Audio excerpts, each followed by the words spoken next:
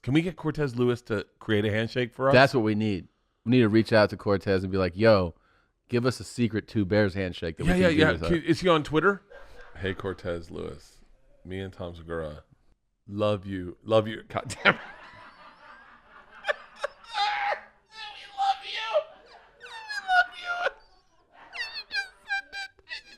Please don't send that. 100%. Cheers.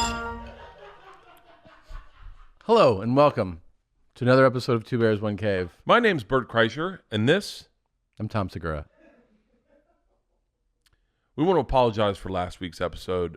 We should have never attached Matt Damon and Ben Affleck to anything we've ever done. Right. To a show without their approval first. Or it was immediately purchased. We want to apologize to everyone. And let's be clear, when we say we mean Bert. By the way, I'm holding on to that.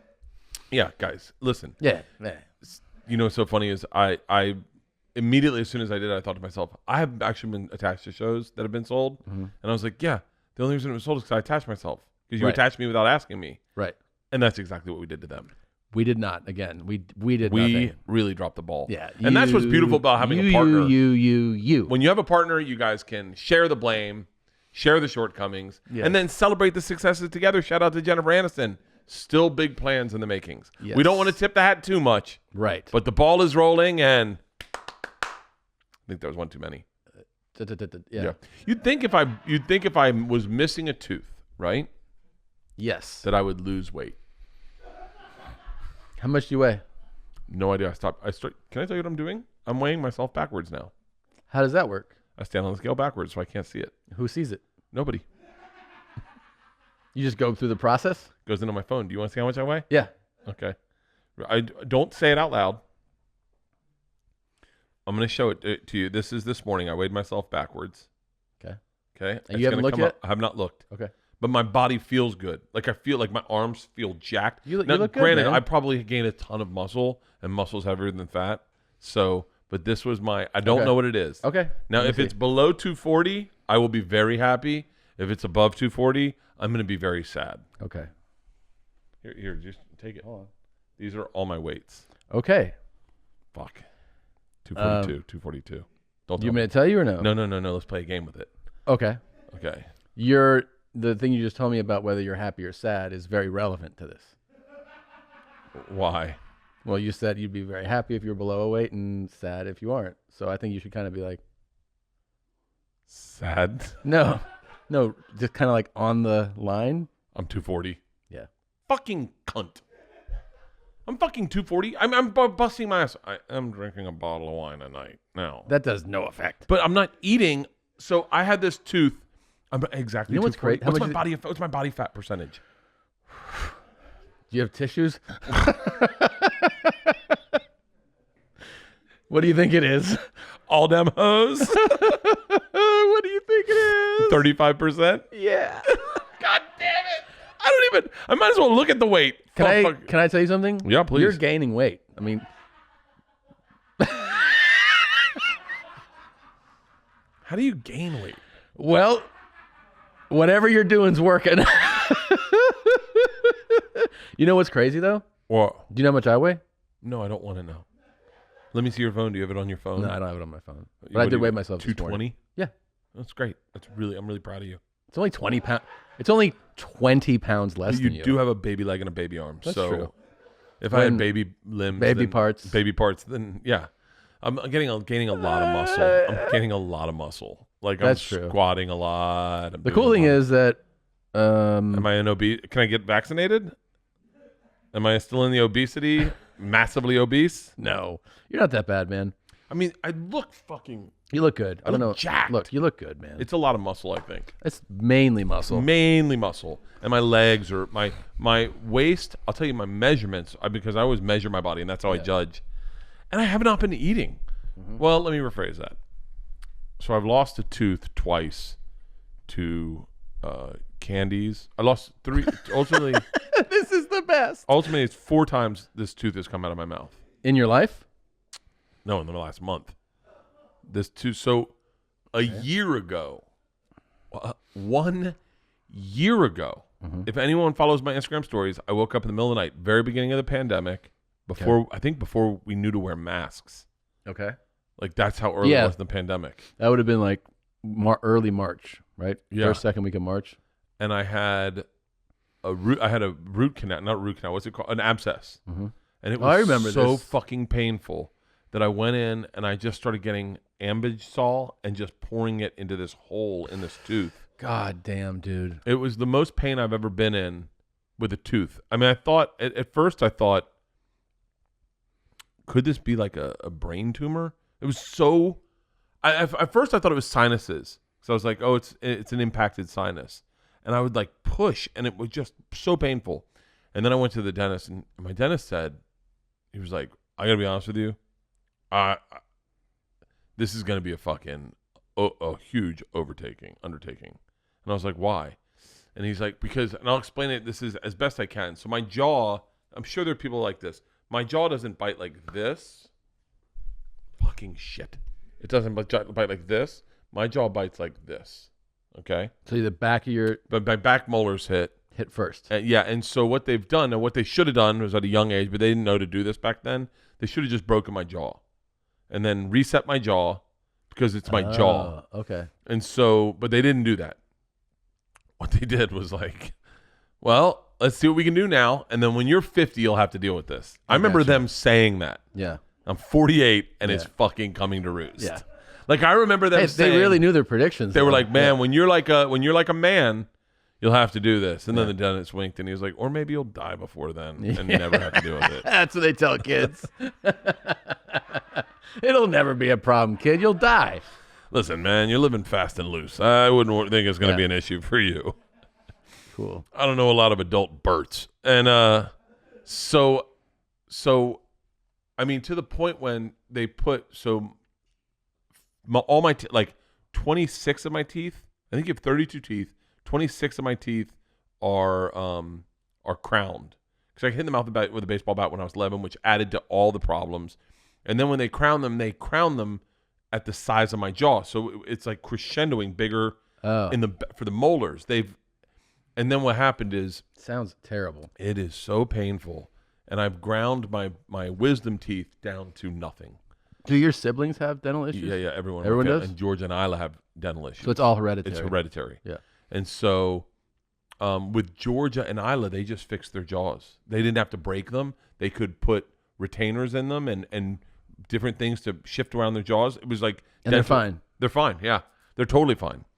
And so I got this tooth, and he looked at it, and he was like, I don't know how I'm gonna get teeth on there because they're so ground down from fucking my lifetime of use that it is gum. It is a nub of tooth and gum. Oh man. So wait, what's the solution? He's like, I'm gonna have to have a laser guy come in here and laser off a bunch of your gums so that we can get to tooth. So I can put a crown on the tooth. Oh my! And immediately God, I went back to that first dentist. I was like, well, maybe I'll die. Hopefully I'll die. Yeah. And then I won't have to deal with this because I definitely don't want to deal with this.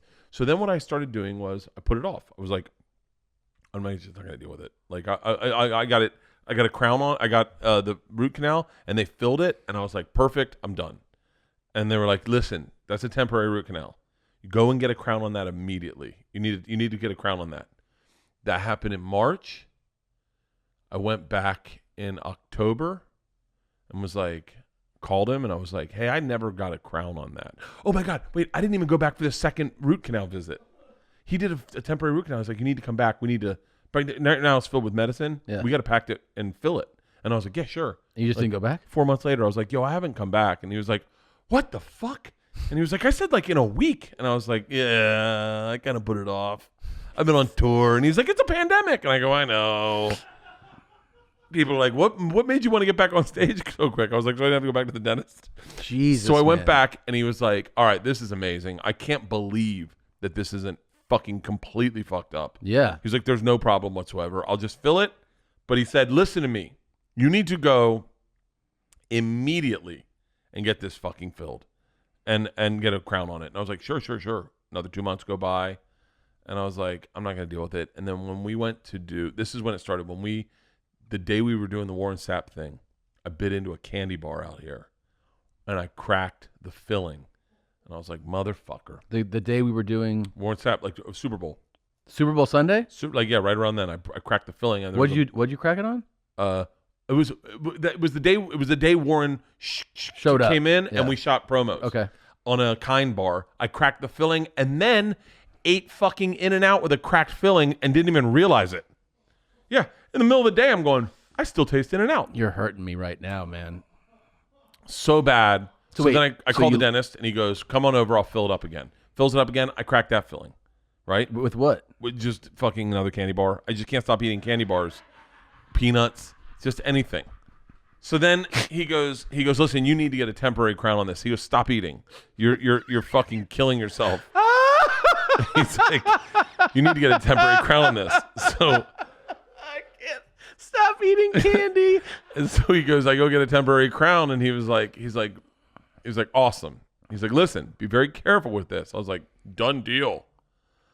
I fucking open a bottle of wine one night, and Leanne has some for the first time, and so now I have had half a bottle of wine, and I'm like, okay, you can either open another bottle of wine or eat a Butterfingers. So I'm like, I'm gonna eat a Butterfingers. So I eat a Butterfingers, and all of a sudden, I go to get, Butterfingers gets all in your teeth. Yeah. I go like this, and it just pops off. I'm like, motherfucker. So I call him. I'm like, I know you said to not eat. So he's like, hey, yeah, come back in. I'll put it on. So I go get it put on yesterday. Yesterday I go to the dentist, and he puts on the crown back on. And he goes, hey, we've said take it easy on this tooth. You're like, just chew on one side of your face. Like, don't go over here. Yeah. And I go, hey, listen, I got you. And then his other lady goes, his assistant goes, just stick to the wine. Don't eat the Butterfingers. And I was like, good call. Yeah. So last night I do a podcast with Tom Papa. We have a bottle of wine. I get done. I haven't eaten because I had a Butterfingers the night before. Had no tooth on it. So I haven't eaten yet. So there's like some toffee. And next thing you know, fucking tooth comes off again. I call him this morning and he's like, I'm not putting it back on. He's like, this is ridiculous, man. He's like, you're in here every other day for this tooth. He goes, stop. If you don't have a tooth on it, you won't fucking eat shit that pulls it off. Yeah. So this sounds like such a fucking nightmare. What are you eating? Oatmeal. On the right side. Yeah. I can see you losing weight already. It's fucking insane. I can't help it. Who thinks about, when you have teeth on, who thinks about slowing down? I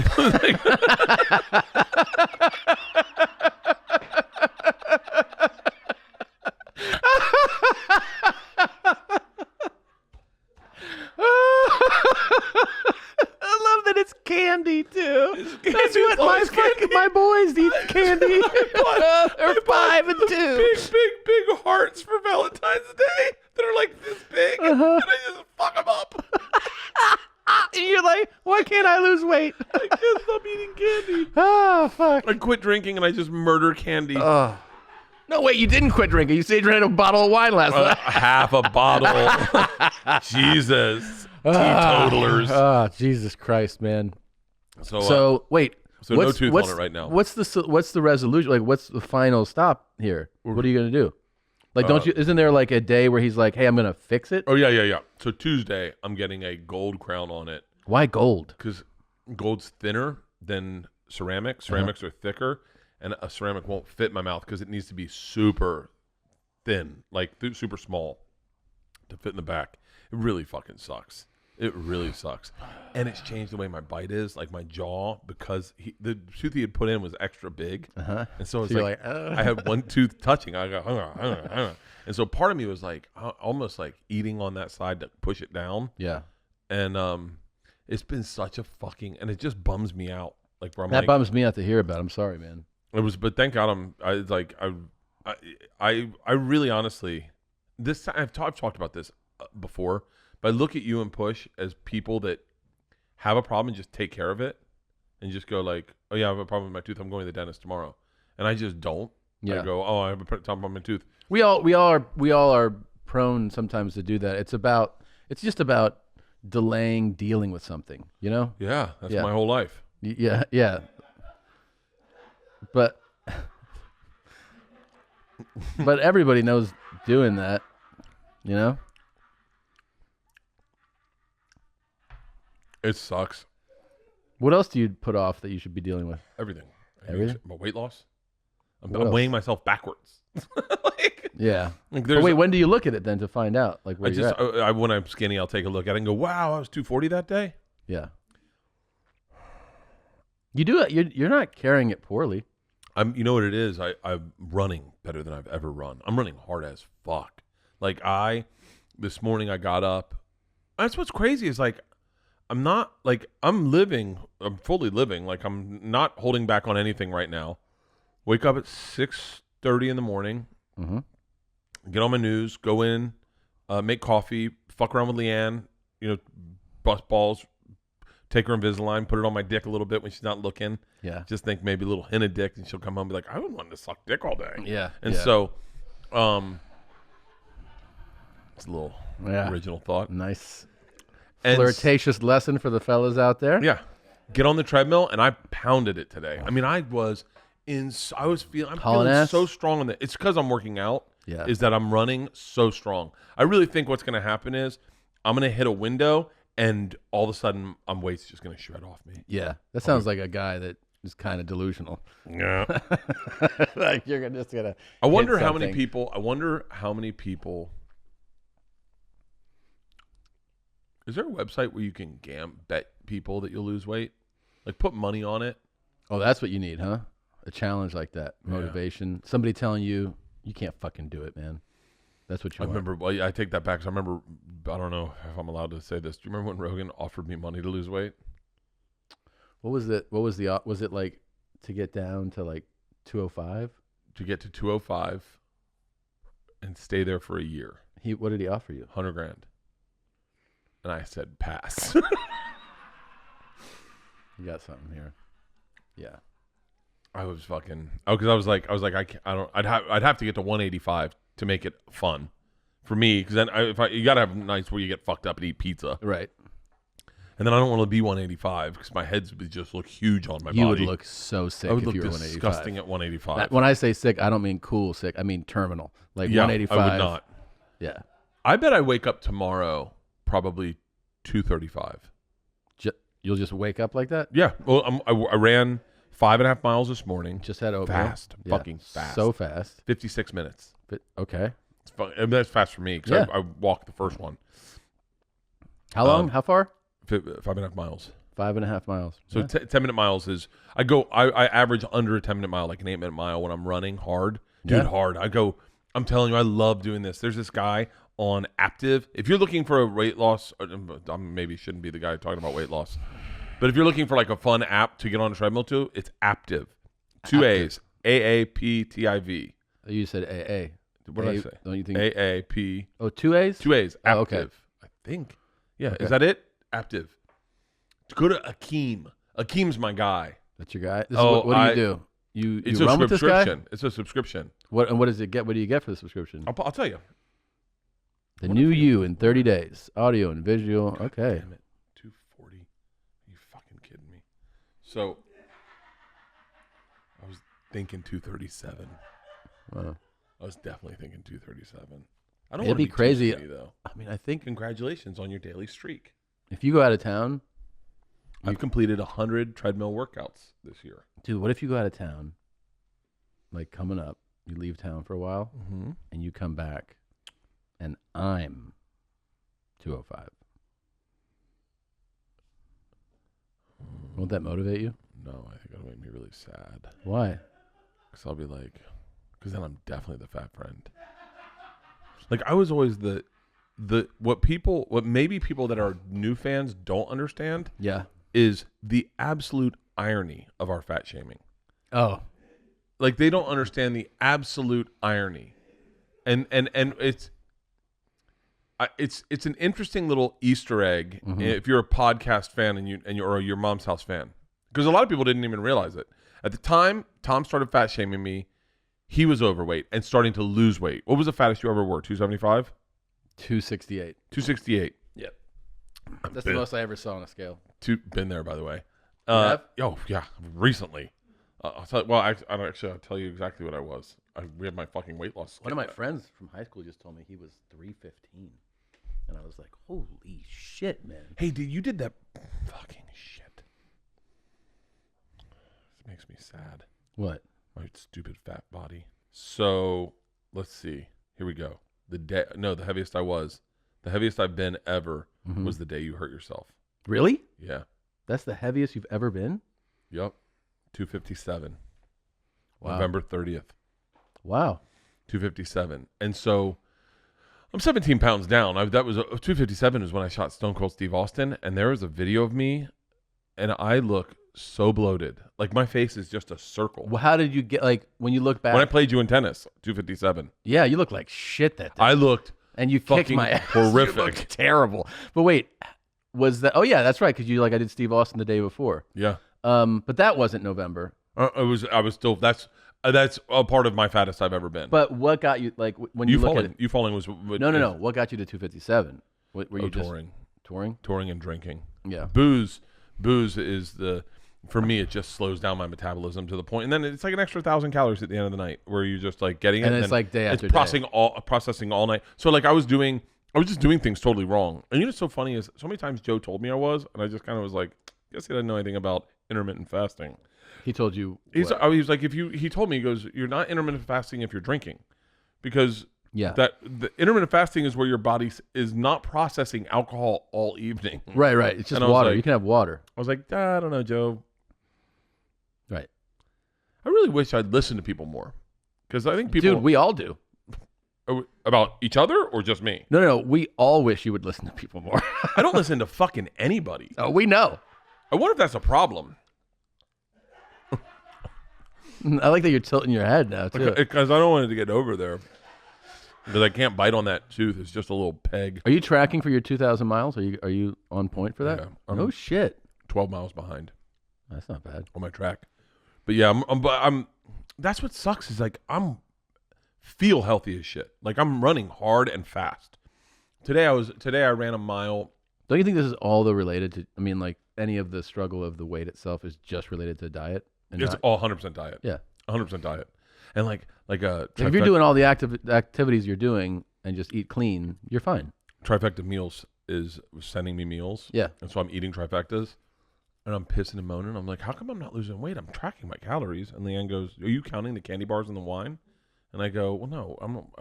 Calories are like what you eat.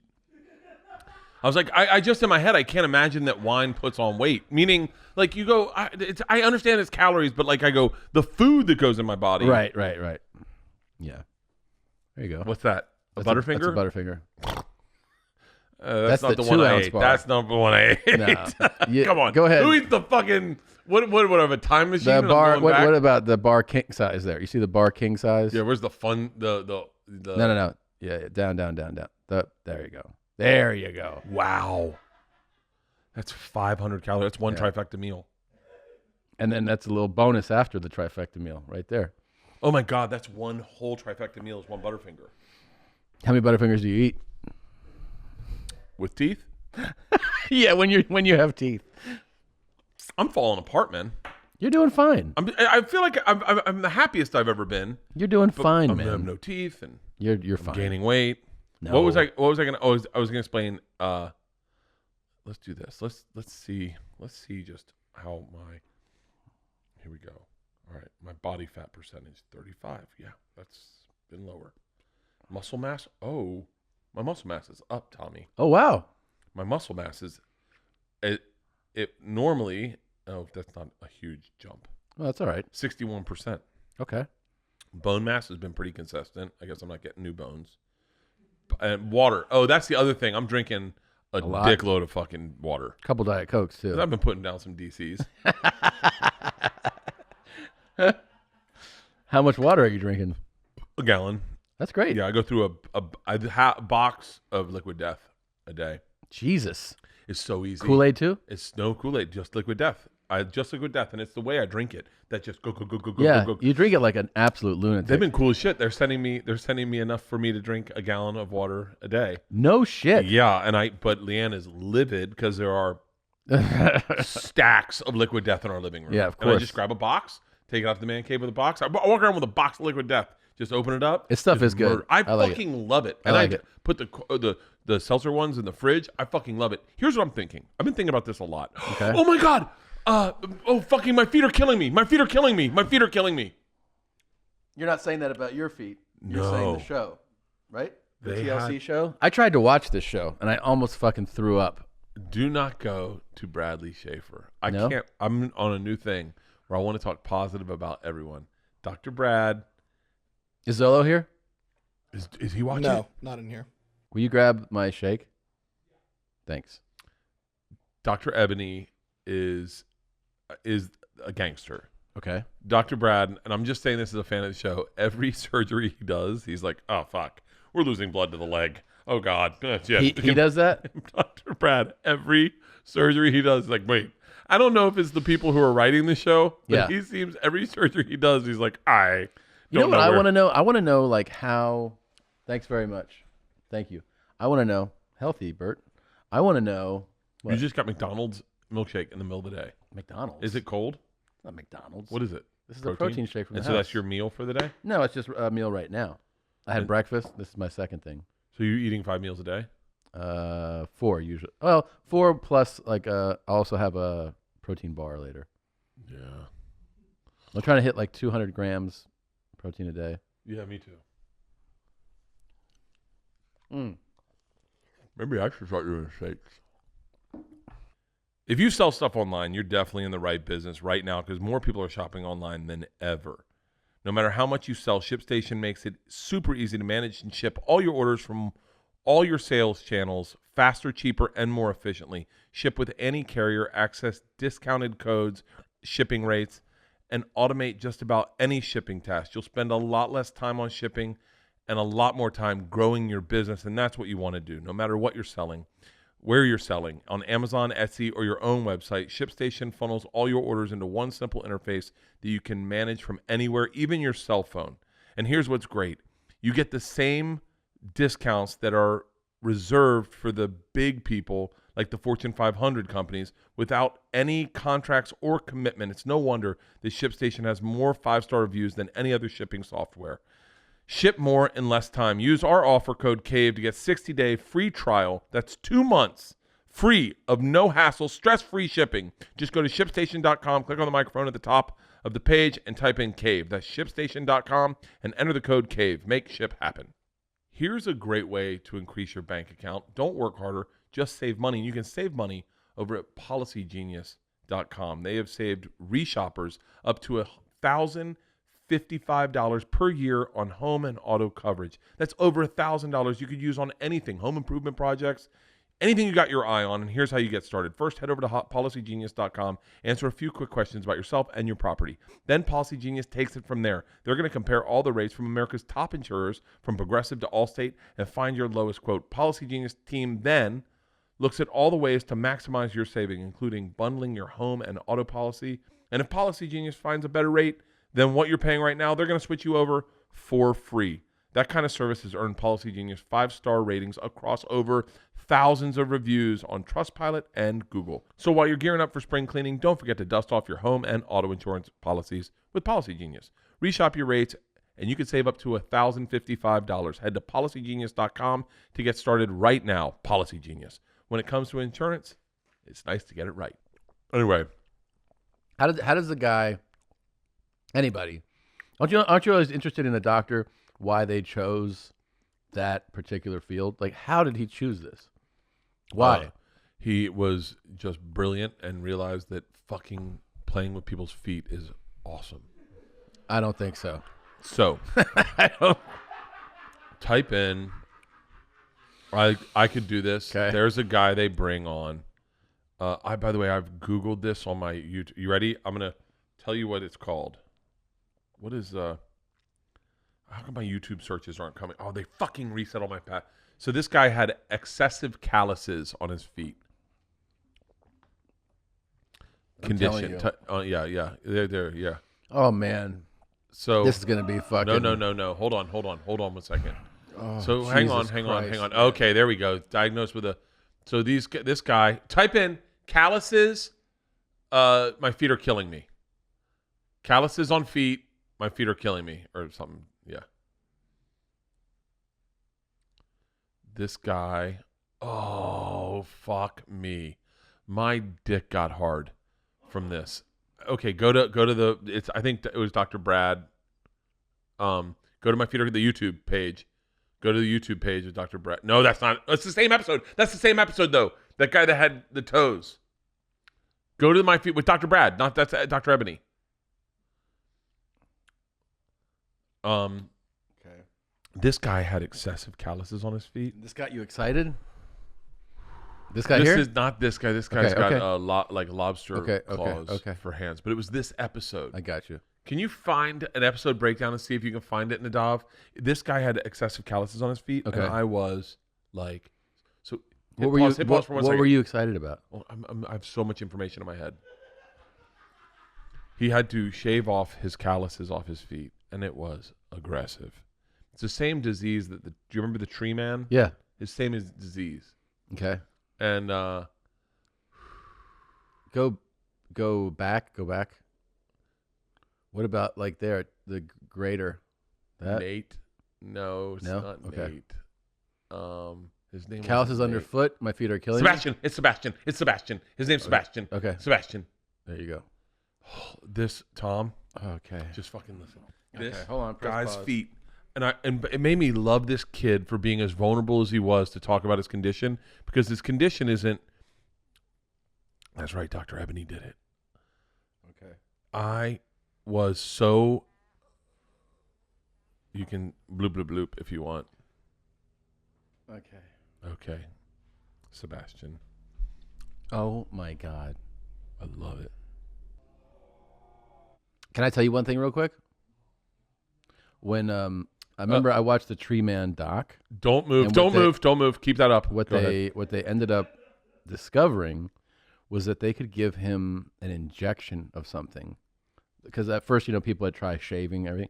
They're like, if we give you this injection, whatever I don't know the medical term, Yeah. but whatever. It's an autoimmune disease. Right. So they're like this whatever is in this injection that I don't recall will actually counteract the growths, and the stuff will fall off.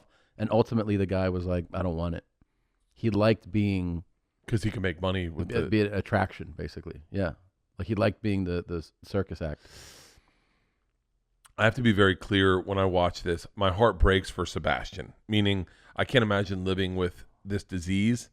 It's got to be tough. And his girlfriend's a fucking dime because she fucking can live with, like, can see past it, but it is, you just go back to the video. I watch this and it's not even, I don't even know what it is. It's a dopamine rush. When I watch this and they're shaving his feet, I'm like, I don't know where my brain is, but it goes, it's the same thing with Dr. Pimple Popper. I'm just like obsessed with it. And then I go back to that video, if you could, Nadav. I Googled epidermal microablation or whatever for Mafada honey. I Googled it, and then I couldn't even find anything as good as what they put on My Feet Are Killing Me. This is unreal, bro. Dude, wait till you see what she cuts. Okay. Go. Let's go.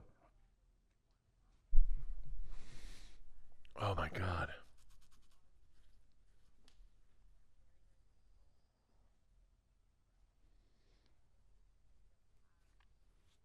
Just go to the bloop, bloop, bloop. Go to the scroll. Yeah, right there. His chick is a fucking awesome chick. That's him? Yeah, this poor guy's got to fucking live with this. And then, by the way, she says it's like kind of life threatening. It's not like it's not like and he's got him on his hands. Oh, they don't even show. But she cuts them all off. And then says, you need to apply this cream, and then that'll help kind of slow it. Dude, I watched this and I'm like, oh my God. Now, here's the interesting thing. So I'm on this huge deep dive of whatever that skin disease is. Fucking A, man. And then the other dude on the thing has lobster toes. Like he's got like this. Yeah. Right? Those are his feet and his hands. So they go, I hope it's still up on my thing. I can't watch this show. So they say that, yeah, this guy. And so they put his feet in these impression molds to make him shoes so that it's comfortable. Oh, that's cool. So then I think, why can I get those impression molds for me? Because who doesn't want to feel better on their feet? Yeah. So I Google impression molds, right? I'm like, hey. And And then I'm like, oh yeah, I get them, but this is a little bit of pain in the ass. I'm like, they don't even make them. They're showing me the impression molds, but you kind of got to go to a podiatrist to get it done, and then fucking Instagram hits me up, and they're like, were you looking for impression molds? It's crazy. We're selling them. That whole thing, the way that works is nuts. Anything that I'm looking for, Google search once, Instagram is just like, here's 10 of those things. Amazing that they can do that. Yeah, you can just be like, I wonder, what trees grow in Hawaii. You just search it or something, and then like Instagram's like, do you want some Hawaiian trees? Like, do you want them? You want to go to Hawaii?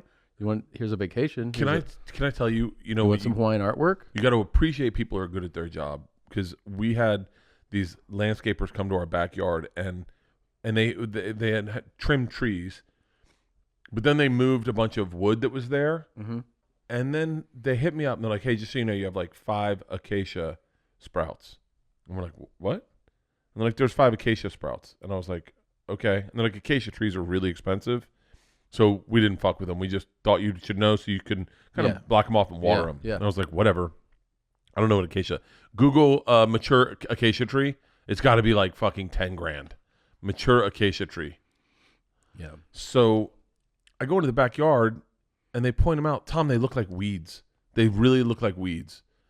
Well, maybe they're not that expensive. That's them there? An acacia tree is like, they're fucking awesome trees. Okay. That doesn't. So they all look different. They're $250. That can't be. No tree's $250. You can't buy a tree for fucking $250. There you go. There's acacia tree facts right there. Tell me about an acacia tree. Acacia trees. They grow in Hawaii, in Mexico, in the United States. I like it. Most acacia tree types are fast growers, and they only live about 20 to 30 years. Nice, nice. Interestingly, stinging ants and acacia trees have a mutually beneficial relationship. That's interesting. We have stinging ants in our. I followed a track of ants from one tree to their home, and it was so much fun. Because I was like, they're going up into this tree getting like honey, not honey, but like sap, and they're walking all the way down the tree. Then they were going over a piece of wood, and then I lost them in the like leaves and shit. And then you kind of like look, and then you'd see stuff moving, and I tracked them. They were going across the yard into their ant house, like their little ant thing, and I was like so fascinated about that life, like that an ant would go, that one ant found it, and then was like, hey, you guys follow me, and then they got in a line and they all went up, and then they got it, and then they brought it back. Just seems so fucking amazing to me. Yeah, they're incredible. Like animals. Ants are really amazing. I'm so into history right now. I can't wait till I get into ants.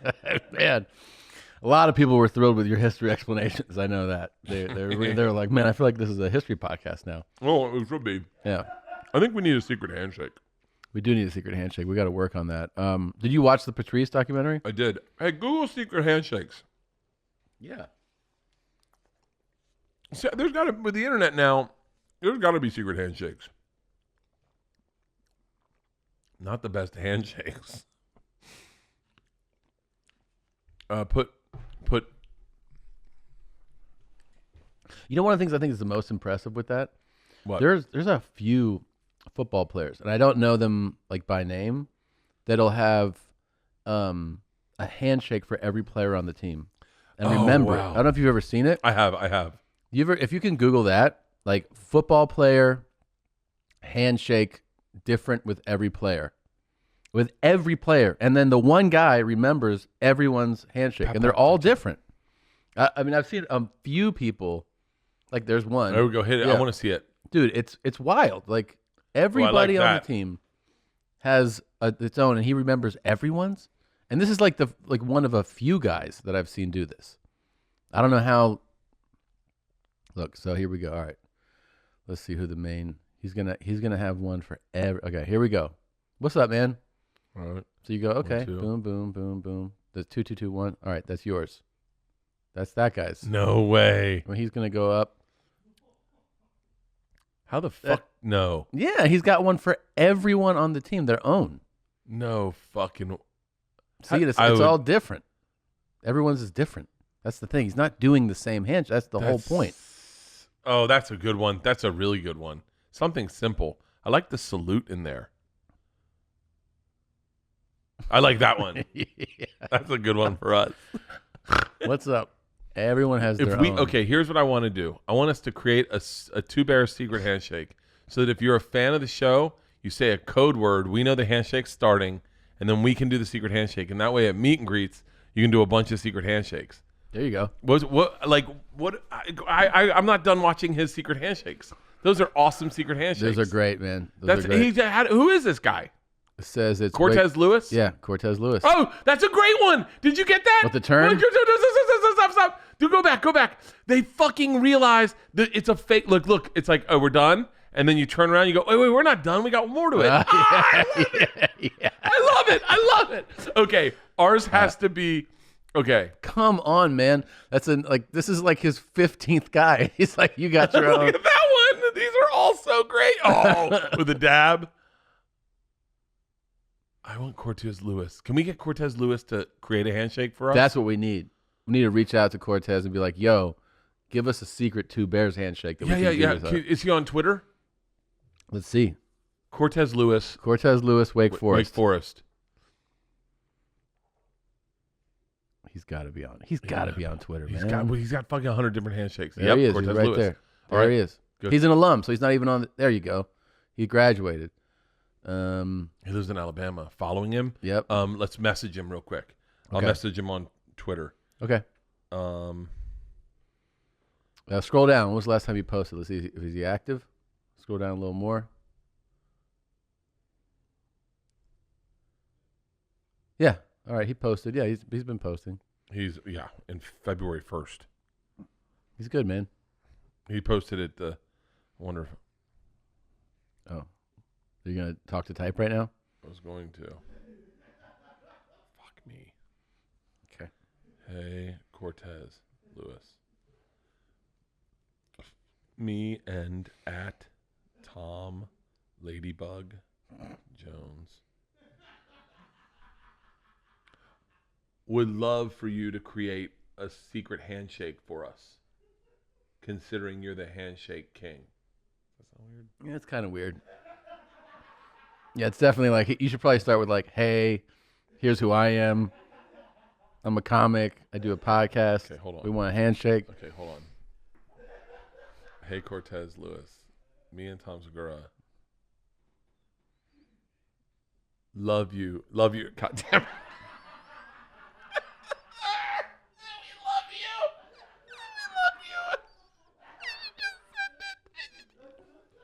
Fuck.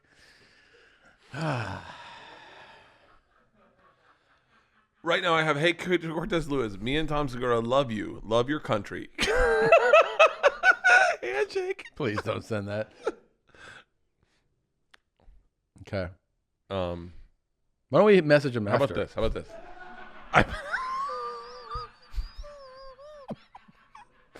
Isn't that a good idea? Hey, Cortez Lewis.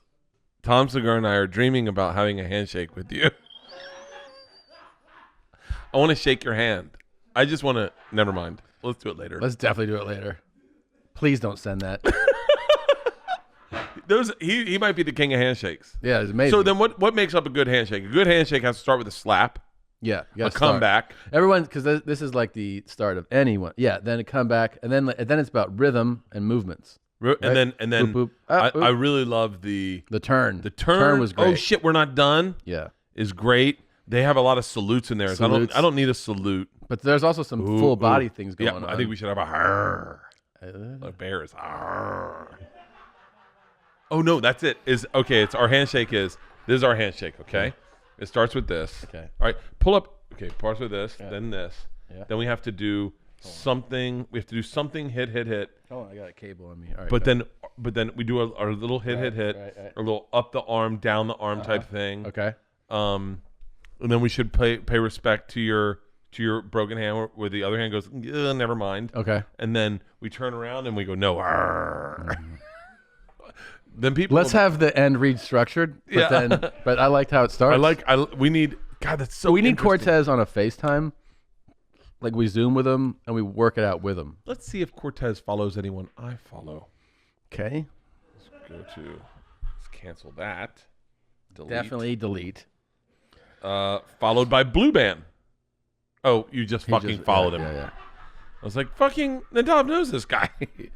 He doesn't follow anyone I follow. Okay. And there's no one following him that I follow. Yeah, that makes sense. This is all adding up. God damn it. All right, well, we'll try. We'll try to get in touch with Cortez. If we had a Two Bears secret handshake. It's happening. We're going to By the way, if you have things that you think should be in our secret handshake, hit us up at I wonder what's going to come of this. jerk. Come on. Wait, tell me about the Patrice thing. I haven't watched it. It's fucking awesome. It's who produced it? Is it All Things Comedy? All Things Comedy, yeah. They made it? They made it. It is so good. It is, you know what it shows, and I talked to Tom Papa about this a little bit. Were they friends? Yeah. I mean, everyone. That was New York. Yeah. He was probably, Tom knew him. Like, I knew him really well, except friends is a weird word with Patrice, because he actually said that to me one time. We're not friends. We just work together. And you're like, oh, yeah. And then I ended up going to his show and bringing a bunch of people to his show here in Brea when he was recording for Showtime, and then hanging out with him after the show with everyone. And he came up to me and was like, it sounds cheesy to say. He's like, I guess we are friends. Really? Yeah. Because we were in Scotland, and I said, and so I was like, very casually was like, I'm so glad we became friends. And he's like, we're not friends. And I was like, okay. And he's like, no, I'm not your friend. Like, he goes, don't get your feelings hurt. I'm just not your friend. And I was like, what do you mean? He was like, if I land in LA, he goes, if I was in Tampa, could I spend the night at your parents' house? And I was like, no. And he was like, yeah, that's what a friend would do. Right. And I was like, well, I think my parents would just be like, who the fuck is this? Yeah. And he's like, yeah, because I'm not your friend. He's like, are you going to pick me up at the airport when I fly into LA? And I was like, I mean, I guess I could. What am I, 22? Yeah, No. I was like, I guess I could, but probably not. And he was like, yeah, we're not friends. He's like, we're two people who work together who like each other. We're not friends. And I was like, oh. He goes, you white people throw around friend too easily. You got to be a friend. I need to be able to stay at your house. Like, I got friends. I like that. It's like, here's my list of demands for friendship. And so I was like, okay. And I left it at that. And then I moved to LA. And then he came out to do his Showtime show, and it was him and Gary Goldman, who I was friends with Gary. I still am, and I knew Patrice, but I liked Patrice a lot, and I did consider him a friend. And so I brought a bunch of people out to go see them perform live, and then went up to Patrice afterwards, and he was like, "What are you doing here?" I said, "We came to watch you." And I was on a TV show at the time. He was like, "You like took time out to come watch me?" And I was like, "Yeah." He was like, "Why?" I go, "'Cause you're great, man. I think you're hilarious." And he was like. He had a hard time wrapping his head around it. And then he, that night we went back to his hotel and we're all hanging out, and he was like staring at me sideways. And then at the end of the night, he was like, fuck, I guess we are friends. And I was like, and then see if you can find Patrice O'Neal, Big Mama Prod's, is his Twitter. He tweeted me one morning, and it was like the fucking greatest. Type in Big Mama Prod's at Bert Kreischer Twitter, and I was in San Antonio, Texas, and my cameraman Scott. Oh yeah, that's Jennifer Aniston. Keep going. It's not going to be a video. It's going to be on Twitter. I think you should do the at of Big Mama Prods instead of yeah. Is that the way he spells it? Yeah, I think it is? so. Yeah, I'm pretty sure. He tweeted me, and he was like, it's good to see Bert succeeding, and it was really nice. He's a funny guy like this who put his part into the business and see him succeeding. And my cameraman came in and was like, Patrice tweeted you. Patrice wasn't the kind of guy that was like ever paid a compliment. When was that? Because when did he pass? Right before he died, I think. How long ago did he die? I don't remember. I mean, I remember, but I don't remember the year or anything. I think like 8 years ago. 8 years ago? Wow. Yeah, when did he die? Wow, 2011, man. Yeah. It's funny. I didn't go to his funeral because I was his friend. And I figured, I know for a fact that if he woke up in the middle of that coffin and sat up and he looked around the room and be like, Bert, you flew here from L.A.? I wouldn't fly to your fucking funeral. Yeah. So I was like, you pay respect to someone the way you would pay respect. I was like, he definitely wouldn't come to my funeral. Yeah. And I know that. I'm not going to go to his funeral and be like the one guy who everyone's like, so wait. You guys really close? I understand Norton and all those guys that being there, but like there are certain comics where if you show up to a funeral, you're like, are you here to be seen and meet Chris Rock, or are you here to pay respect? And I was like, I pay respect by not going to his funeral. But the documentary is great. Patrice talks about cancel culture before it ever happens. It's Really? fucking brilliant. It really is brilliant because he says, and I've actually said this before. Sometimes with cancel culture, it's not so much what you did, it's what you did versus who you represent yourself to be. And that is where it gets slippery. What happened with Tiger, and I would never mean to pile on, but he represented himself to be this American hero. And when you found out he was flawed and that he fucked Perkins waitresses and had a list of chicks and all of a sudden this perfect marriage that he had wasn't what he was presenting himself as, right. That's when people start canceling you because they're like, you lied to us. And I don't mean to pile on Tiger. He's going through a lot. But that's what happened with, and once again, I don't want to pile on, but with Aziz was this woke bae. That's what he presented himself as, is I'm a male feminist. Yeah, that's what he called himself. Woke bae? I'm a woke bae. And it was like, I'm a woke bae. I'm your boyfriend, but I'm woke. We'll go to a march and we'll protest for your rights, and I'm here for you. And then when you find out he's just a regular dude, he's not. I don't think he did anything wrong. He just is a regular dude, and a lot of guys do that. Don't read cues. Yeah. A lot of them, but it definitely not feminists. Yeah. Male feminists read cues, and so when you present yourself as one thing, and Patrice said, and this is fucking 9 years, 10 years before cancel culture. Patrice said, they said, why'd you piss off your VH1 show?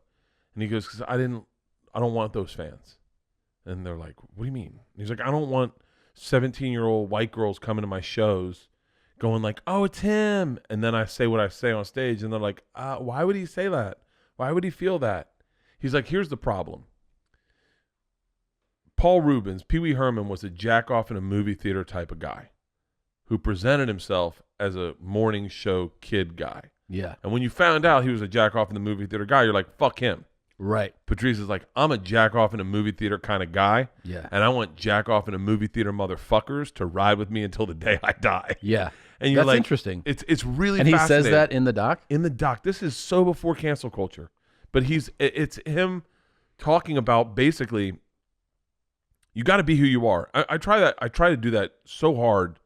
And that's why I don't talk a lot about like, I try not to. I've done it. I've spoken out of pocket a lot on shit I regret a lot. Like comics. You mean like every week on this like show? Fucking so much. I really honestly think I talk too much, or as it is. If I think I talk too much, I can't imagine what you think. But I'm talking out of pocket about friends of ours. Yeah. About so much shit. I don't know what I was talking about. You were talking about Patrice and the cancel culture and presenting yourself one way and being something else. I try to be as honest as who I am. Like I don't want to ever mislead someone into who I am. But I can imagine. I can't imagine. I don't know.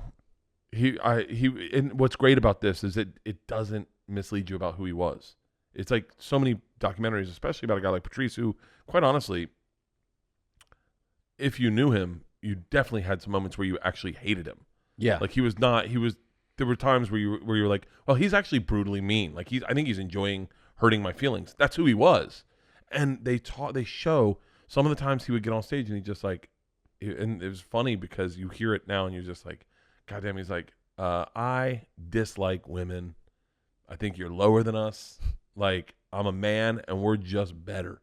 And there's no punchline to it. Right. And you're like, but it shows those times where he was doing this almost like self-destructive, trying to figure out the bit, but the bit was so cruel. And I talked to Tom Papa about it, and I said the beauty of Patrice, which is shown in this documentary, is his sensitivity. When he was really brilliant is when he was sensitive or showing you a side of him where it was like his vulnerability. And I just think it was so well done. I remember, because I never knew him or anything, but I remember that special being like really blown away. Elephant in the Room. It's really good. There are so many amazing bits on Elephant in the Room. I mean, I still remember when he said, because that was when these two black guys, I think they were black guys, or went out and they were lost at sea. Yeah. And he has a bit in there. The NFL players. Yeah, he has a bit about how like when like a white woman is, missing after she's been jogging for like 20 minutes and there's like search parties, FBI, the community comes together, there's posters up. And then when these black guys went missing on the boat, they just stand at the shoreline and they're like, oh no, man. Yeah. They just look around like, I don't see him. The best bit of that from that chunk Shit was so funny. is He's like, but he does his. The thing was beautiful about Patrice is like I think he does his foot to the water where he like goes up to the water, Yeah. but he was so good at the little things. the little things. Yeah. He was so good at it letting you tell the punchline to yourself. Yeah. It's so brilliant. That's even better. Showing in that talent, like you know what I mean. Like if you can get the audience to start laughing at it before you're like, this is the joke. He said, he goes, Jorn Vandersloot, he kills women. He's a serial killer. He killed the one girl in Bermuda. What's her name? And they go, Natalie Holloway. And he goes, and then they killed the other girl in Brazil. What's her name? And they don't know. And he goes, exactly. Yeah. She's not white, so you don't care. He goes, she was killed a week ago. Yeah. And you're like, what's her name? Yordis or something? Yeah. It was so good at that. And then he was like, if they had a gun to my mama's head and they were like, spell restaurant, he'd be like, oh, restaurant, stop stalling. And he was like, R-E-S-T. He was brilliant, man. And he was brilliant to sit and talk to. Like the way his brother, I don't know. Yeah, that's the thing I'm kind of jealous of when I hear all the stories about sitting around shooting the shit with him. He had a fix for the way I was doing comedy because I was trying to tell these stories, but I would just jump into it. And I had this story about the joke. It was like my first good joke I had was, you know what cops hate when you touch their faces. This is what you got to do. Cops whatever. It happened on a plane where a stewardess was cutting me off, and I didn't want her to, and I just put my finger on her lips and went, shh. And Patrice was like, what the fuck did you just do? And then we started talking about it in Scotland. He was like, because I tried it on stage. I was like, you know what stewardesses hate? When you touch their faces. And everyone was like, there's no... And then the next morning we're at breakfast, and he's like, it's got to be a cop. I said, what? And then he went into this. Like, I know this sounds crazy to say, but he really was like a little bit of a philosopher. Mm-hmm. Because you would give him a premise like that, and he would then break it down for you. And he goes, when you touch a man's face, you steal their power. They're powerless. When you touch another man's face, not with a woman. When you touch a woman's face, you're suggesting something. You're telling her something. But when you touch a man's face, you've now turned him into a woman. He's now the woman, and you're the man because you just touched his face. So it needs to be a man. It should be a cop. I went, really? And he goes, yeah. Imagine if you got pulled over and I was like, oh, when you touch a cop's face, they wouldn't like that. And he goes, yeah, that's the joke. You know what cops hate when you touch their faces? And I was like, yeah. Actually, I'm the one that wrote it that way because I just figured, how would David Tell it? Mm-hmm. You know what cops hate? When you touch their faces. Yeah. Like, and so I did it on stage that night in Scotland, and it murdered. And I was bombing really bad.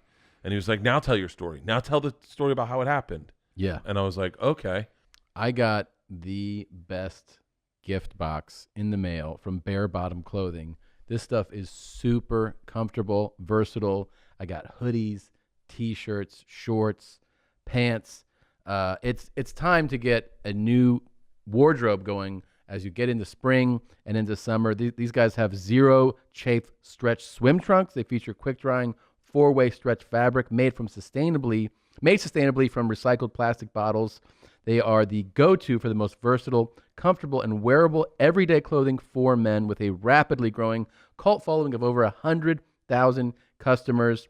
I even got my mask from them. They have an awesome, really nice mask. Right now, our listeners can get free shipping on their first order of these super comfortable threads at barebottomclothing.com with the code BEARS. Just go to barebottomclothing.com and use our code BEARS to get free shipping on your first order. And he was great, but man, he could be brutal. I was dating a girl with cerebral palsy at the time. What? Yeah, and he when? At the time, it's hard to explain. Hard to explain? Yeah. How has this never come up? Yeah, I'm sure I've told you. Okay. I met a girl on a plane. We were drinking, eating Xanax. She's adorable, fucking really pretty. We get wasted. We leave the plane. You're like, wow, she's really fucked up. And I was like, I was pretty limping fucked around. Up. Well, it gets worse. Yeah.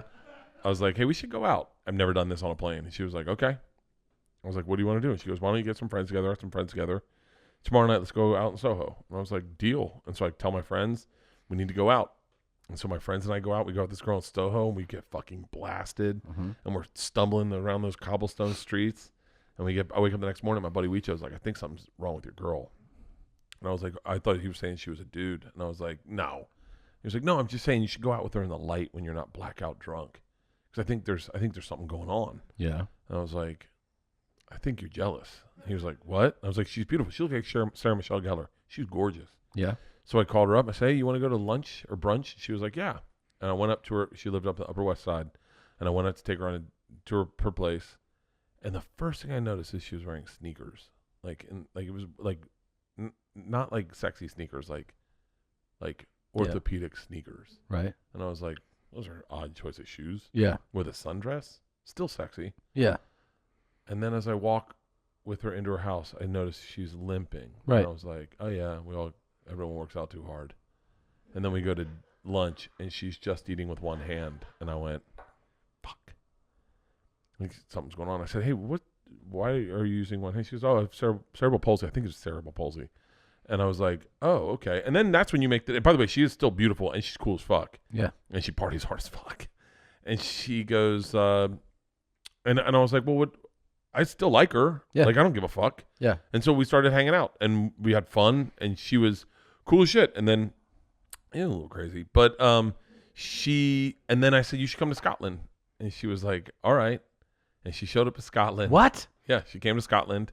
And, man, fucking, you want to talk about a woman that hated Patrice O'Neal? Oh, God. I don't even know where I feel like I know where this is going. Knocks on the door.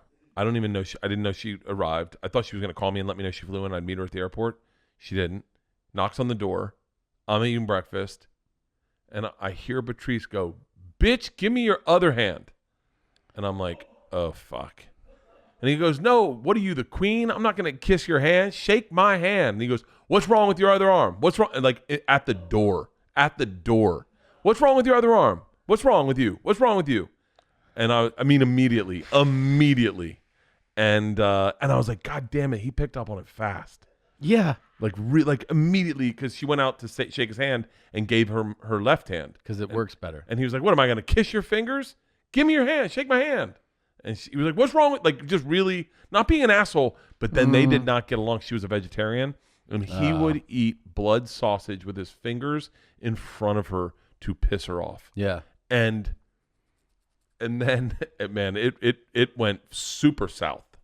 I could see that. And then he goes, at the end of the thing, he goes, how the fuck did you not know she had cerebral palsy? And I told him, I said, we were partying. And he started crying, laughing. He goes, you're so much of an alcoholic that you couldn't tell someone was physically disabled. And I was like, we were all stumbling. And he goes, no. And throughout the whole night, he'd go, you didn't see that. Like, you didn't see. What's even funnier about this whole story is, so cut to. Are you still friends with her? No, I haven't talked to her. We didn't.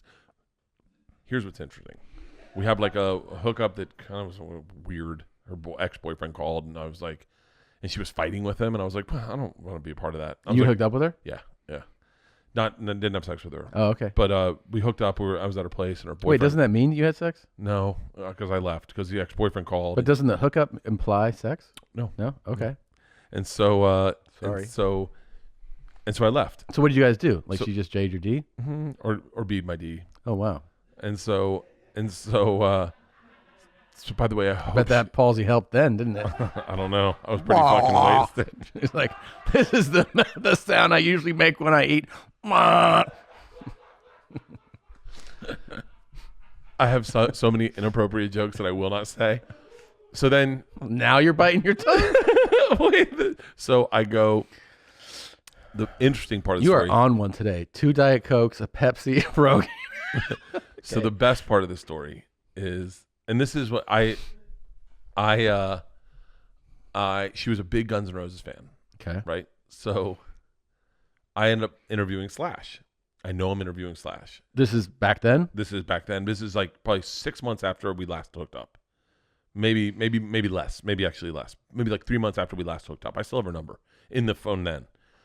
And I call her and I said, hey, I know we haven't talked in a while. I hope everything's cool. She was like, yeah, I'm sorry. Things got weird.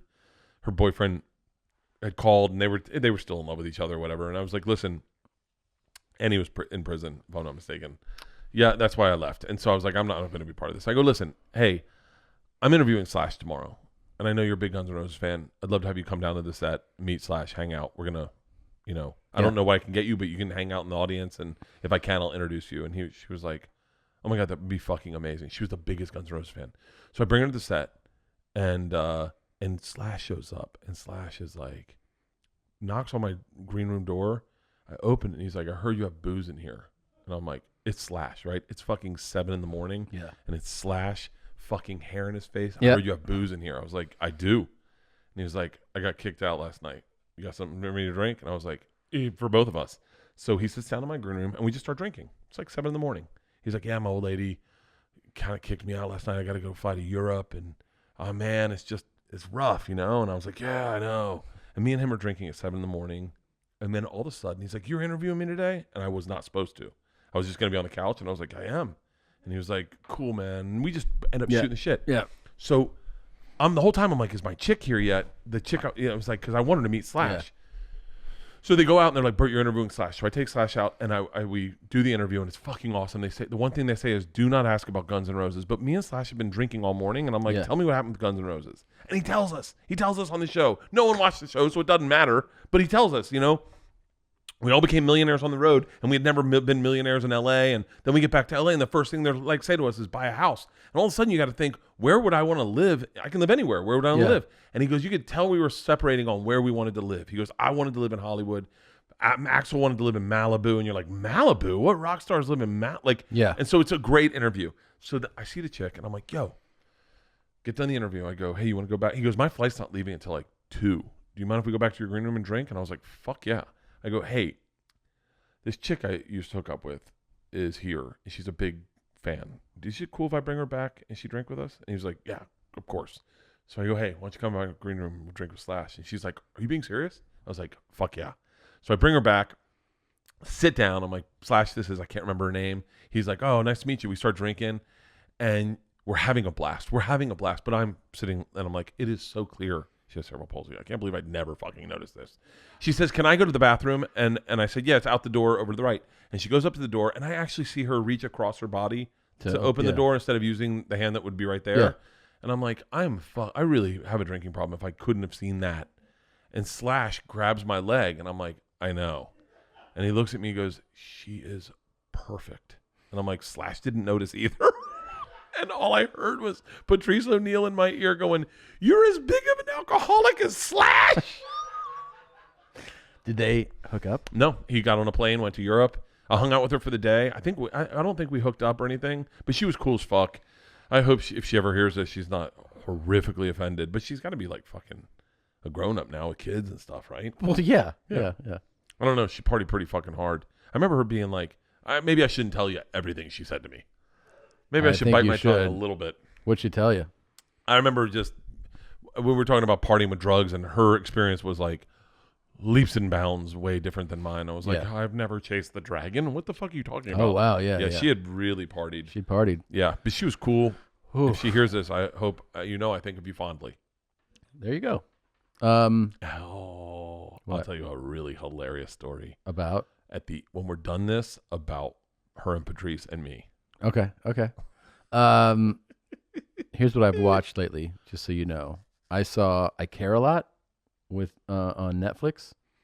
It's a feature, really good. Was it Rosamund Pike? Is that her name? And what's his name? I Care a Lot. Who is that? That's her. That's Rosamund Pike. What is she in? She is beautiful. She is. She's really good in it. It's a good movie, man. What's it about? She is she's a con artist who, if you're her scam is that she's in cahoots with a physician, and when she finds a wealthy older person, she has the physician write a letter that she needs to be the caretaker, and then she drains the old person of their funds and puts them in a home. And like, it's really it's pretty good. I have beef with the third act. I don't like the way it ends. Really? Because I find it unsatisfying, but it's still a good movie. It's still entertaining. Is it better or worse than our third act in Fat Astronauts? Well, we're going to have that conversation very soon. but I think it's getting there. It's getting there. Yeah, we're working on it. We're actually working on it. The third act is an issue right now. It's a little bit. But we'll get there. First and second act are looking sweet. I think if you made a movie like the way we soft pitched it, I really think it would be so offensive that people would be like, I have to watch it. Yeah, but I mean, it's going to be there. Don't worry. We're getting there, man. Okay. We're getting there. All right. I also watched Promising Young Woman. Have you seen that? No. What are you? Are you taking estrogen? No. Why are These you just watching good all movies. these chicks flicks? They're just good movies. It's a thriller. It's not even a chick Promising flick. Young Woman? Yes. Hit me the trailer. Can we watch the trailer? Fucking dope, man. Is that impossible, Nadav? You can't watch trailers? No, it's going to get flagged. This one's great. You think that Netflix is it on Netflix? No. Was it on? I just watched it on iTunes. Oh, Promising Young Woman. Oh, she goes around and kills. It's pretty great. Oh, I've seen the trailer to this. It's pretty great. Oh, she is beautiful. You know, it's amazing how many beautiful women there are. It is. There should be. I want to know. Find out what percentage of people is attractive. Yeah. This isn't that subjective? No. No. What percentage of people is attractive?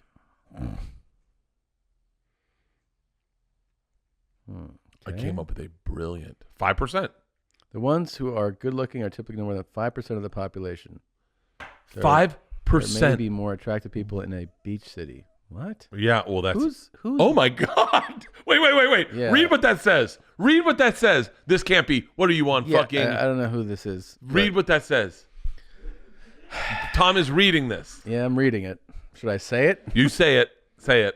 This said, but wait, I don't know what this search result is from. It says there may be more attractive people in a beachside city than say. That's like someone's. This is exactly subjective. No, this is facts. You read it on the internet. Go ahead and say it. Than say in an inner city ghetto. Wait, what are you? What did you put that in? Glocktalk.com is who wrote that article. Scroll down a little bit. There's got to be more information. Scroll down. I'm just thinking what other results come up. I don't know. I came up with such a brilliant show idea with Joe DeRosa and You did? Bill. Yeah. It's This is pretty cool. This is what I'm talking about. It's better to be ugly than cute, statistics show. The Post investigates female attractiveness without the usual analysis. ugh. She's ugly. I don't even need to see her under a face mask. What do you think? What percentage? You have to say 50%, right? I don't know. 50% of people are attractive? No. Fuck no. Less? Yes, for sure. 25%. No. But what are we talking about here? Like, you're saying attractive. I mean, that's kind of a broad term. Are you saying like what percentage of people do you think you'd have sex with? That's a different. You want to hear what Ron thinks? Yeah. Ron's like, top 5%. No. Ron's out of his fucking mind. Yeah. I bet I would have sex with. Oh, wait, let me say this before. Hold on. Let's keep that in your mind. Okay. What Promising Young Woman is like a very original take. It's a thriller.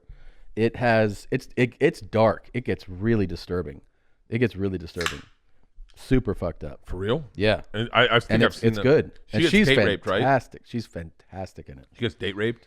I don't want to give away the details. Okay. There's a theme of that, but it's pretty good. Bro Burnham's in it. He's great in it. For real? Yeah.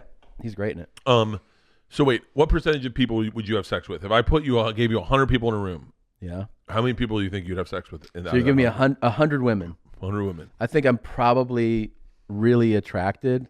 If it's a random 100, I'm probably really attracted to, like, there's initial attraction. I think 15 initially. Give me a picture of Ellen DeGeneres' audience. That's probably a bad fucking sample size. Okay.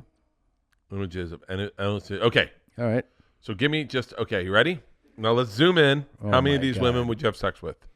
This is gonna backfire big time. I guess we're never doing Ellen, by the way. Yeah, I think 'Cause they're gonna be like, I think so- I had that worked out.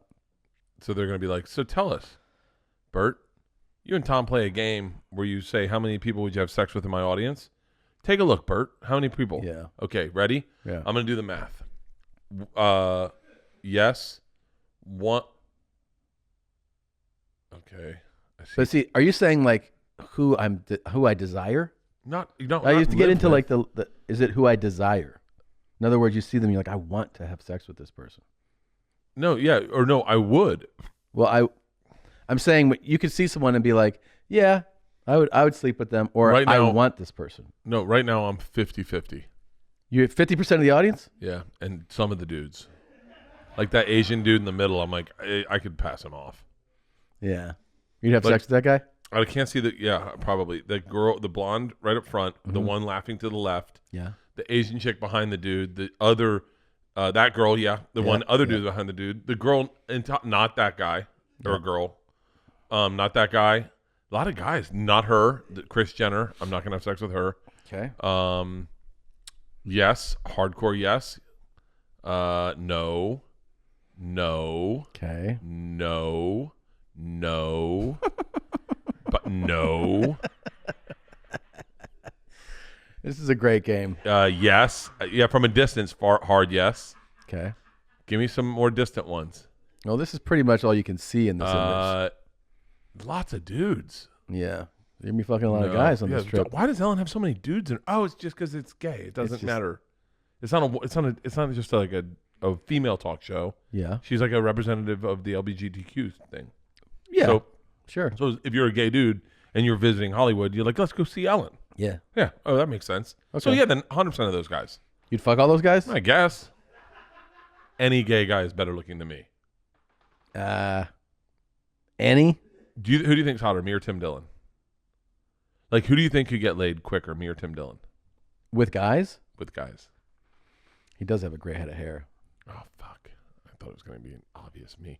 He's a good looking. He's a strikingly attractive man. Mm-hmm. Yeah. Sounds like you. He's got intense eyes. Sure. Do you think that you're better looking, Joe? Is that what you're I saying? don't know if I'm better looking. Pull up a picture of me. I mean, Next you're to Tim. yeah. Okay. Let's act. Okay, not okay. Never mind. God damn it, man! I thought it was gonna be me up until I saw me. When I saw me, I was like, Yeah. He's also, what is he, 10 years younger, more? yeah, but that doesn't matter. Okay, go. What do you Yeah, mean go. doesn't matter? Go to that picture of me in the hot tub. That's a good looking picture of me. Okay. I do me after on that picture. Just we're going on that picture. Really? Yeah. Do you know a gay dude that we can call and ask who they'd have sex with more, me or Tim Dillon? Do you know a gay guy? I do. Yeah. Okay, go ahead. No. Who? I know a guy. Who? His name's Seth. But he won't know. I don't think he'll know. Like, we have to show him pictures. I need to have a gay dude on speed dial. You know who you should call? Who? Justin Martindale, because he knows both I of don't you. have Justin's I name. think, do I have his? I don't have his number. I might have his number. Yeah. No, I don't have his number. Hold on. If I have his number, we're doing this. FaceTime him. Yeah. This will be great. You got him? Hold on, let me see. Justin's. I would have sex with Justin. Okay. He's a good looking dude. Justin's fucking way hotter than Tim. Shit. You don't have his number? No. Hey. Fucking A, man. You do? Oh, put it up here. Oh, great. FaceTime him on the screen. Can we do that? Yeah. No. Stop. I God. love that you think I would do it. Yeah, of course. Everyone thinks you would do it. I gave out your number once. You did? Yeah, in Tampa. Okay, hold on. You gave it on the screen? Or on the show? On doing stand up, I was drunk. And I called you and it just played out. And then Cowhead's like, do you remember giving out Segura's number? And I was like, no. By the way, that morning I woke up drunk in a house that I did not recognize after the show. Yep. All right, FaceTiming him. I'm doing it right now. Power move. It's super aggressive, but we're doing it. Yeah, it's not aggressive. It's just make it normal. It's aggressive. Do you think his hair's going to be done? Let's He's got a fucking crazy head of hair. see if he answers. See, he's not answering it. I don't blame him. I guess, is he getting it from a strange number? Do you think? Yeah. Oh, yeah. Why would you answer I don't know. FaceTime from a strange number? He might just answer. I don't know. Damn. Text him and say it's me FaceTiming you. Okay. God damn it. Message. Hey. What if he was like, I haven't told people I'm gay? Like, oh. All right. Jesus, my bad. Is this? All right. Let me see. I mean, we got to give him a minute. Oh, and then- he's definitely texted me. Oh, here he is. Oh, perfect. Here he is. Yeah. My eyes on right now. You have your right. eyes on. I love it. Oh, I love that. Yes. The swell. I want to do the honeydew, so I gotta look dewy. Oh, nice. Yeah, you got to get. Oh, you look great. Hey, we have to ask you. How are you boys? We're doing great. Look, there's Bert. Hey, buddy, how you doing? How Good to see you guys. how are you doing? I'm yeah. Yeah. Yeah, I'm good. I'm good. Good. I'm good. Clearly. You How look are great. doing? You look great, man. It's good to see you. Hey, It's tell him been we're doing too a long. podcast. Yeah, I know. We're doing a podcast. I texted him. We're doing a podcast. Something came up during this podcast, and I was like, "Oh, let's call Justin because he'll give the." So First of all, start here. Justin, what percentage of people do you think is attractive? Meaning, if out of a room of 100 people, how many would you have sex with? Oh my God, what a Lady Gaga question to ask. I love Lady Gaga. 100 people. 100, 100 people that you know, 100 guys that you would. All right, here's 100 guys. What percentage of those guys are attractive enough where you'd be like, I'd like to take them home? well, it's been a long pandemic, so Yeah. No, it's a higher number for sure than last year. I I understand. mean, out of 100, let's see. I'll say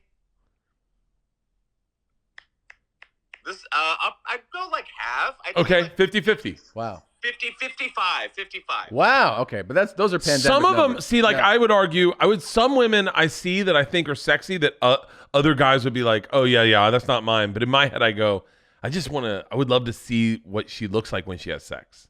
Right. Is there alcohol involved? Yes. Yeah. Then yes. Who fucks All right, sober? well, yeah, well, Mormons? now we're driving up the stats for sure. But this is the reason for the call. We were talking about this, and then Bert threw out there. He goes, "Who is more attractive, him or Tim Dillon?" Bert or Tim Dillon? That's Yeah. what. I said. I go, Tim's got a great head of hair. He's got really He's younger. intense. No. Kreischer crushing. Yeah. Wow. Yeah. Fuck yes. Yeah. Really? See? I mean, look Oh, at I got that. tied up. Oh shit. Oh, geez, he's stripping now. Yeah, Leanne's a lucky gal. Yeah. Oh my God, dude, that's a huge endorsement. Look Thank you so much, Justin. By the way, I said you were way hotter than Tim. There's no, yeah, fuck yeah, dude. I would totally bottom for you, but don't get crazy. It's my first time, so let's go slow. Just so you know, I'm wildly disappointed in you. Hey, you didn't ask about yourself, Tom. Oh yeah. How Oh, about yeah. How about me or these guys? I'm gonna go with Christina. Oh. He's killing me, man. No. No, Tom. No, you guys are both sexy. You guys know that. Oh, you're the fucking best, Justin. Thank you, Justin. I mean, I try. I keep it real, man. Yeah, thank you, man. Thank you. That's a good way to end. We're gonna end on that. Yeah. You got to end feeling good about My yourself. fucking big ass shoulders. Oh God. Oh Jesus. Fucking- Are you want to see this? I'll take a picture and send it to you. Have a great time on the Dude. Thanks for answering. I love you. We love you, Love man. you, brother. Talk to you soon, buddy. Bye. Bye. All right, that was great. Yeah. Okay. All right. Dude, is there anything we didn't cover? Plenty, but let's move on. Thanks so much for listening and watching. Bert's I mean, just look at me. super hot. See you next time. Bert and Tom, Tom and Bert. One goes topless while the other wears a shirt. Tom tells stories and Bert's the machine. There's not a chance in hell that they'll keep it clean. Here's what we call Two Bears, One Cave. No scripts, a bit of booze, amateur partology. Dirty jokes, raunchy humor, no apologies. Here's what we call Two Bears, One Cave.